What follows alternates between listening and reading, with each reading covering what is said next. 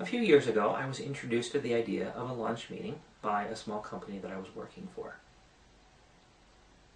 The idea of the lunch meeting is to go over the staffing process with the team before you launch into all the primary aspects of recruiting, including posting the job, looking at resumes, starting interviews. Before you actually start the lunch meeting, you're going to want to have an approval and at least a basic job description written before you go into it. You want to invite to the meeting the manager, the hiring manager, anybody else that's going to be interviewing, and anybody else that has had any input into the actual job description. As in all meetings, you're going to come to it with an agenda and try and keep the meeting short and to the point, and as in all the recruiting process, try and take up a minimum of time from the actual interview team. You've got pretty much two basic objectives.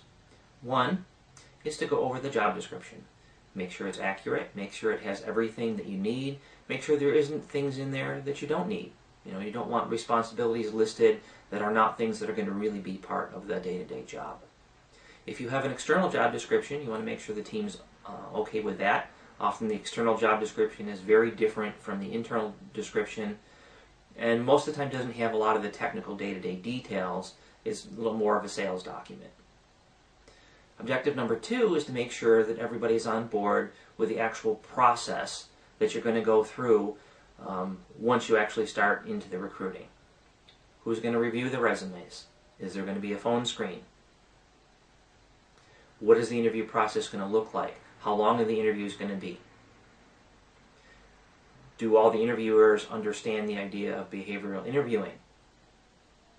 Have the different areas or topics that are on the job description, have they been assigned to different people so that to make sure that everything is covered in the various interviews?